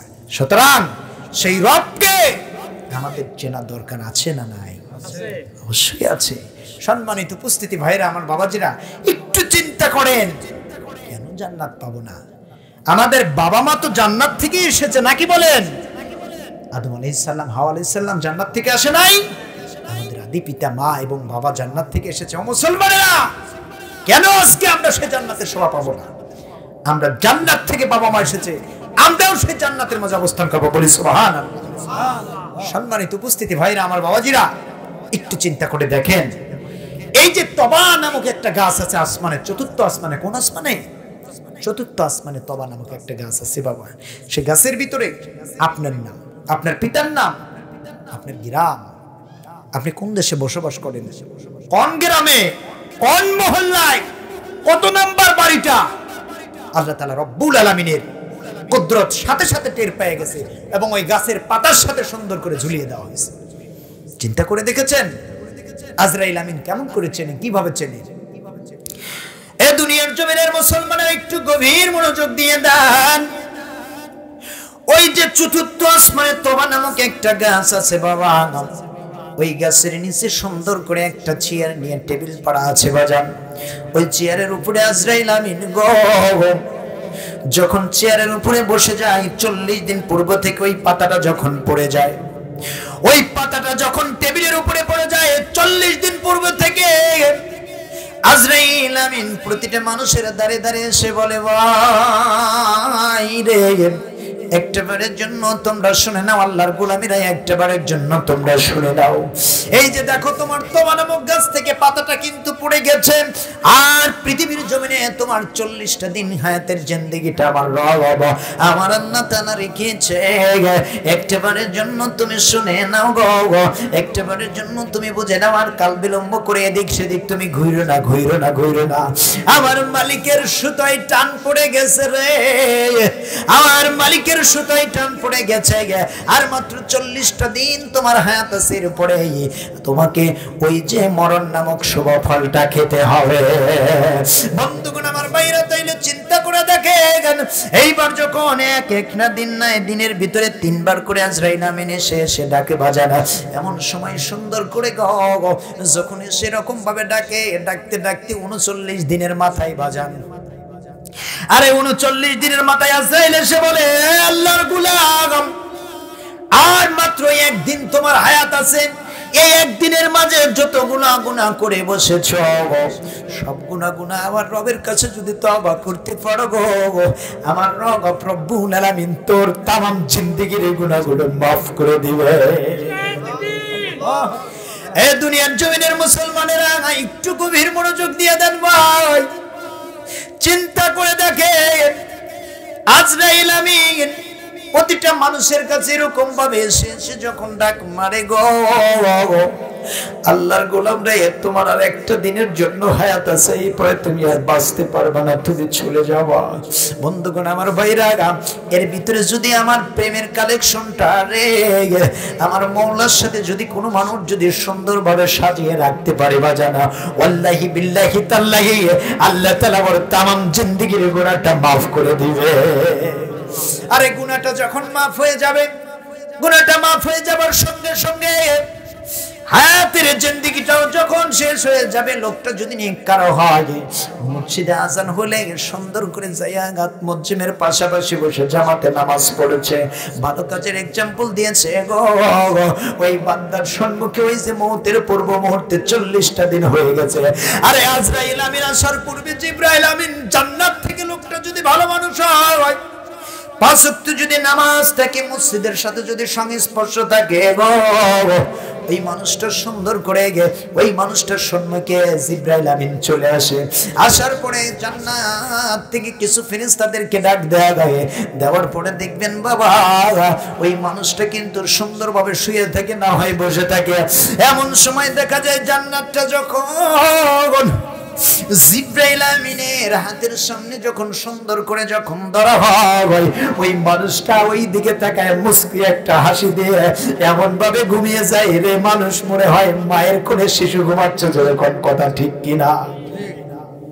এ মুসলমানের আমরা মনে করি ওই মানুষটা জান্নাত দেখেছে, জান্নাতের কোনো ওই মানুষটাকে দেখে কোনো জাকানদারি এটা হয় না, জান্নাতটা দেখি এমন একটা মুস্কি হাসি মারে গো, এক হাসি মারলো না জান্নাতের ভিতরে সরে গেল, জোরে কোন সুবহানাল্লাহ। এমন সময় ওই যে চতুর্থ আসমান থেকে তবা নামকে টেবিলের উপরে যেই পাতাটা ছিল গো, ওই পাতাটা নিয়ে সুন্দর করে আজরাইল আমিন ওই বান্দার বাড়িতে হাজির হয়ে যায়। হাজির হয়ে যাবার পরে আজরাইল আমিন সুন্দর করে ডাক দেয়, বলে আয় রে আত্মা, শুরুতেই জাইনালে তুই আল্লাহর খাস বান্দা ছিলি গে, তোর রূহটা আল্লাহ তাআলা জান্নাতের ভিতর দাখিল করে দেবে। বলেন সুবহানাল্লাহ। পৃথিবীর জমিনের মানুষেরা, আর ওই মানুষটা যদি বদকার হয়ে যায়, আজান হলে পরে মসজিদের সাথে শামিল হয় না, পড়ার হকগুলো নষ্ট করে না, ওই মানুষটার জন্য এমন সময় ওই যে জিবরাইল আমিন আসবে, আসার পরে জাহান্নামটা ধরবে এরকম ভাবে, ওই বান্দাটা একবার উঠবে একবার উঠবে, ছিটাছিটি করতে থাকবে।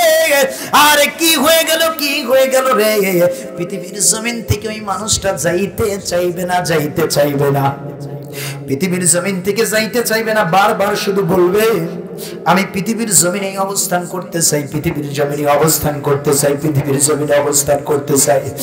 পৃথিবীর জমিনের মানুষরা একটু গভীর মনোযোগ দিয়ে দেন, ওই মানুষটা একেবারে মৌতের চাকা আন্দারিটা উঠে যাবে গো রে।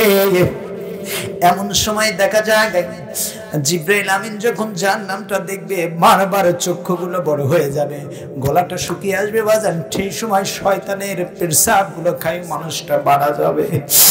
দুনিয়ার জমিনের মানুষেরা একটা বারের জন্য তাকিয়ে দেখে, এই দুনিয়ার থেকে কিছু সম্বল যদি আমরা যদি কবর জমিনের মাঝে না নিয়ে যেতে পারি রে, বাজারে টাকা না নিয়ে গেলে যেরকম ভাবে বাজার দেয় না গো, ওই বাজারটা এমন একটা বাজার ভাই, ওই বাজারে পৃথিবীর জমিনের কোনো সম্পদ চলে না, গোষ্ঠীর ফষ্টি চলে না, এরপরে আপনার টাকা চলে না, পয়সা চলে না, কোনো এমপি মন্ত্রীর একটা ফোনও চলে না, ওই বাজারে চলে হলো কালামুল্লাহ শরীফ। যেরকম মারহাবা। পৃথিবীর জমিনের মানুষরা একটু গভীর মনোযোগ দিয়ে দেন, ও সোনার ভাইরা গো, এমন সময় দেখা যায় জিবরাইল আমিন জাহান্নামটা দেখায় যখন রওনা হয়ে গেল গো বাবা, এমন সময় দেখা যায় আজরাইল আমিন যখন চলে আসে, আসার পরে বাজান এই আত্মাটা এই নগের ভিতরে চলে যায়, বাড়ায় না, এই নগের ভিতর যায়, এই নগের ভিতর যায়, এই নগের ভিতর যায়, বাড়ায় না, বাড়ায় না রে, বাড়ায় না, বাড়ায় না। এমন সময় দেখা যায়, আপনারা এই যে পশমি পোশাক চেনেন নাকি? পশমি পোশাক চেনেন না? এই পশমি পোশাক যদি বড়ির কাটার সাথে যদি লাগে কেমন হয় বলেন তো দেখি? বাজে যায় না? বলেন তো দেখি। জিবরাইল আমিন, আজরাইল আমিন ঠিক তিনি কাটা নিয়ে যাবেন। বলেন সুবহানাল্লাহ। একটা কাটা নিয়ে যে আত্মা তো বাড়াতে চাবে না, কারণ আজীবন মানুষের সম্পদগুলো নষ্ট করেছিস, আল সাইটিয়ে তেসাটা করেছিস, মানুষের হকগুলো নষ্ট করেছিস। আজান হয়েছে, মসজিদের সাথে শামিল হোস নাই, বারবার মসজিদ ডেকেছে, যাস নাই, আজকে শোনে, আজকে কোথায়? আজরাইল আমিন যখন তাকে যখন ফ্লো করবে, এই নখের ভিতরে যাবে আত্মাটা, দেখবেন খালি ছিটে ছিটে ছিটে ছিটে করতে থাকবে। করে কি করে না বলেন তো দেখি? করে এরকম মানুষ পায়ের ভিতর যাচ্ছে, হাতের ভিতর যাচ্ছে, চোখের ভিতর যাচ্ছে, সমস্ত শরীর অঙ্গ প্রত্যঙ্গ খালি নাড়াচাড়া নাড়াচাড়া করতেছে, জাকানদারিতে উঠে গেছে। আর ওই বান্দা যদি মুমিন বান্দা হয়, একটা মুস্কি হাসি দিল না, জান্নাতের ভিতর চলে গেল। বলেন সুবহানাল্লাহ। বন্ধুগণ আমার ভাইরা, চাইলে চিন্তা করেন, মৌতের ওই ব্যক্তিটা যদি বদকার হয়ে যায়, বারবার বারবার জাকানদারি গুলো উঠতে থাকবে, এমন ভাবে জাকানদারি গুলো উঠতে থাকবে, কোনো কিছু মানবে না, কারণ ফয়সালা কার? আল্লাহর ফয়সালা হয়ে গেছে। এই রুহটা কবজ করে নিয়ে আজরাইল আমিন কিন্তু চলে যাবে। এমন সময় গো, এই রুহটা যখন সুন্দরভাবে কাবা জাবা কইরা যখন নিয়ে যায়, নিয়ে যাওয়ার পরে চতুর্থ আসমান থেকে সুন্দর করে ফেরেশতারা ওই রুহটার উপর, আত্মাটার উপর লানত দিতে থাকে। আরে অভিশপ্ত আত্মা, পৃথিবীর জমিনে 20 বছর, 30 বছর, 50 বছর, 60 বছর, 70 বছরের হায়াতের জিন্দেগিটা তুমি পেয়েছিলে, এই দুই হায়াতের জিন্দেগিটা পাওয়ার পর পৃথিবীর জমিনে যাইয়া তুমি অভিশাপ আত্মা একটা বারের জন্য, কাইফা তাকফুরুনা বিল্লাহি ওয়া কুনতুম আমওয়াতান ফাহিয়াকুম সুম্মা ইউমিতুকুম সুম্মা ইউহয়িকুম সুম্মা ইলাইহি তুরজাউন।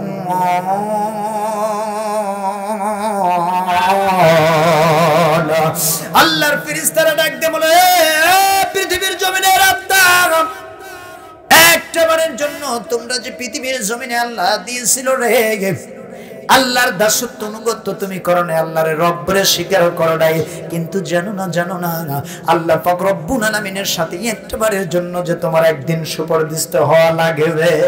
আজকে হয়ে গেছে অভিশাপ দিতে লানত দিতে যখন ওই আত্মাটাকে যখন আপনারা ওই জাহান্নামের দিকে নিক্ষেপ করবে রে, নিক্ষেপ করার পরে এই আত্মাটা সুন্দরভাবে কিন্তু পড়তে থাকবে। জোরে কোন কথা না, নাউজুবিল্লাহ। আমার মুসলমানেরা চিন্তা করে দেখেন, আমরা ভাবি যে কবরের ভিতরে বোধহয় এই যে বডিটা আছে, এই বডিটার বোধহয় আযাব হবে, কিন্তু আমার এই ক্ষুদ্র জ্ঞানে আমি পড়ে দেখেছি এই বডিটার কোনো আযাব হবে কেন। ছোট্ট একটা উদাহরণ দেই, দেখেন আমরা যখন ঘুমের ঘরে ঘুমাই, ঘুমানোর সঙ্গে সঙ্গে আমরা কিন্তু অনেক রকমের স্বপ্ন দেখি না? কেউ দেখি সাপ তারা করতেছে, দেখি পুলিশ তারা করতেছে, কুকুর তারা করতেছে, মারামারি লেগে গেছে, মাইরিয়ে ফাটাফাটাই হয়ে গেছে, আছে না ভাই? বলেন তো দেখি। আচ্ছা, এগুলো কিন্তু আমরা দেখতে পাই স্বপ্নে। দেখার পর স্বপ্নের ভিতরেই কিন্তু আমরা কিন্তু হতাশ হয়ে যাই কিনা বলেন তো দেখি? হতাশ হয়ে যায়, ঘামিয়ে অস্থির হয়ে যায়। বিবির পাশে ঘুম থেকে যখন স্বপ্নটা যখন ভেঙে যায়, যাবার পরে ডাক দিয়ে বলে, বিবি তুমি কোথায় ছিলা? আমার মাথায় বাড়িতে ফাটা হেলা দিছে, দেখো তো আমি ঘামে কি হয়ে গেছে। বলে কি বলে না? বলেন তো, বলে। কিন্তু দেখেন আসলে বলেন তো দেখি, আমি তো বডিটা তো তখন ঘুমিয়ে থাকে না? বলেন তো দেখি, ঘুমিয়ে থাকে, কিন্তু জাকানদারিটা কার উপর দিয়ে গেল? আত্মার উপর দিয়ে কিন্তু জাকানদারিটা গেল, ঠিক কিনা বলেন? বাস্তব উদাহরণ আপনাদেরকে কিন্তু দিচ্ছি। এজন্য বডির কোনো হিসাব হবে, আত্মারই কিন্তু হিসাব হবে। কিসের হিসাব হবে? আজ নামাজ পড়েন, হজ করেন, যাকাত দেন, যেটাই করেন না কেন, পড়ার এক বিন্দু সম্পদ যদি আপনি নষ্ট করে থাকেন, আল্লাহি বিল্লাহি তাল্লাহি, আল্লাহর শপথ দিয়ে বলি, একটা কিছু আল্লাহর দরবারে গ্রহণযোগ্য হবে আপনার billion billion trillion trillion Uhud পাহাড় পর্যন্ত আপনার নেকিতে ভরপুর থাকবে। আপনি দেখে আনন্দিত হবে না, ওই দেখো আমার নেকি, কতগুলো নেকি, উহুদ পাহাড় পরিমাণ আমার নেকি রয়ে গেছে। কিন্তু ভাইরা আমার, বাবাজিরা, আল্লাহ তাআলা যখন বিচার করবেন, বিচার করার বিনা হিসেবে তিনাকে জাহান্নাম দিয়ে দিবেন। বলি নাউজুবিল্লাহ। লোকটা দুইটা চোখের পানিগুলো ছাড়বেন, ছেড়ে বলবেন, আল্লাহ পৃথিবীর জমিনে দেখো আমি কত কি করেছি, এই যে আমার বিলিয়ন বিলিয়ন উহুদ পাহাড়ের ন্যায় নেকিগুলো আছে, আল্লাহ আমারে তুমি কেন আজকে জাহান্নামে দিচ্ছ? তখন ওই বান্দাটা বলবে, আল্লাহ তাআলা যখন আল্লাহর কাছে এরকম ভাবে যখন বলবে, তখন ওই আল্লাহ বলবেন, বান্দা তুমি পৃথিবীর জমিনে সব করেছো, কিন্তু লোক দেখানো তুমি ইবাদত করেছো এবং পড়ার হক গুণ নষ্ট করেছো। জোরে কোন কথা, ঠিক কিনা? আজকে তোমার অর্ডারটা কোথায়? জাহান্নামে। এজন্য আমি বলে থাকি, রোজা রাখা কবু সোজা, যদি না হয় তোমার লাগাজ, ওই নামাজে হবে না তোর পরকালের কাজ। আল্লাহ বলে, বান্দারে তোর গুনাহ সীমাহীন, মক্কা গেলে রক্ষা নাই তোর কিয়ামতের দিন। ও তুই দুজকবাসী হইবি সেদিন, গলায় নিয়ে গজবের সাজ, ওই নামাজে হবে না তোর পরকালের কাজ। জোরে জোরে কোন কথা, ঠিক কিনা? পৃথিবীর জমিনের মানুষেরা অনেকগুলো কথা শুনাইলাম, এইবার যখন পান পাখিটা নিয়ে আজরাইল আমিন যখন চলে যাবে গো, বডিটার মাঝে সুন্দর করে মানুষগুলা দেখার জন্য ফিলসফি হয়ে যাবে, মানুষগুলা দুইটা চোখের পানিগুলো ছেড়ে ছেড়ে কাঁপতে থাকবে। আয় আল্লাহ তাআলা, কেমন হলো কেমন হলো কেমন হলো কেমন হলো? সন্তানগুলো কাঁদতে থাকবে, পাড়া প্রতিবেশীগুলো কাঁদতে থাকবে। মসজিদ থেকে 4 পায়ালায় একটা বিমান নিয়ে এসে আমার বাড়ির মধ্যে উঠানে নামাবে কিনা বলেন তো দেখি? অবশ্যই কিন্তু নামাবে বাজান। নামানোর সঙ্গে সঙ্গে দেখা যায় 4 দেওয়ালের মাঝে আমারে কিন্তু গোসল দেওয়া হবে বাজানা। দুনিয়ার জমিনের মুসলমানেরা, যাদের জন্য সম্পদ করলাম, অট্টালিকা করলাম, তালা তালুক করলাম, ব্যাংক ব্যালেন্স করলাম, মরার পরে 3 এবং 5 টুকরা কাপড় ছাড়া একটা তাবিজ কি ওই কাপড়ের ভিতরে আমারে দিবে নাকি বলে? একটা তাবিজও কিন্তু দিবে না। কিন্তু আজ পর্যন্ত মানুষগুলো ওই মরণের কথাটা স্মরণ করে না। জোরে জোরে কোন কথা ঠিক কিনা? আজকে যদি মরণের কথাটা যদি স্মরণ হয়ে যেত বাজারা, একটা আলেমকে কখনোই তারা গ্রেফতার করে জেল খাটাতে পারতো না। জোরে কোন কথা ঠিক কিনা? একটা আলেমের উপরে লাঞ্ছিত অপমানিত দায়ক শাস্তি কখনো প্রকল্পিত করতে পারতো না। কারণ আল্লাহর রাসূল বলেছেন, আল উলামা ওয়ারাসাতুল আম্বিয়া। আমি রাসূল চলে গেলাম রে, কিন্তু তোমাদের মাঝে আমার ওয়ারিসদেরকে রেখে গেলাম। আমার এই ওয়ারিসদের মুখের দিকে তাকিয়ে এই মুখের কথাগুলো যদি তোমরা শ্রবণ করতে পারো, শুনতে পারো, আমি বিশ্ব নবীজি পাক জবান দ্বারা বলে দিলাম, এইটা তাদের মুখের কথা শোনা হবে না এবং তাদের দিকে তাকিয়ে কথাগুলো শোনা হবে না। স্বয়ং আমি রাসূল আমার কথা এবং আমার চেহারার দিকে এই কথাগুলো শোনা হবে। বলি সুবহানাল্লাহ। এই মুসলমানেরা, যেই রাসূল এত বড় সার্টিফিকেট দিলেন, সেই রাসূলের উলামাগুলোকে কেমন করে হত্যা করেছেন জালিম একজন ছিল কিনা বলেন তো দেখি। দীর্ঘ 15টা বছর বাজান কি জ্বালানাটাই জ্বালাইছে। হারে কোরআনের হক কথাগুলো বলতে পারি নাই বাজান। কোরআনের কথাগুলো বললে পরে মৌলবাদ জঙ্গলি ধরো মারো জেলে ঢুকাও। জোরে কোন কথা ঠিক কিনা?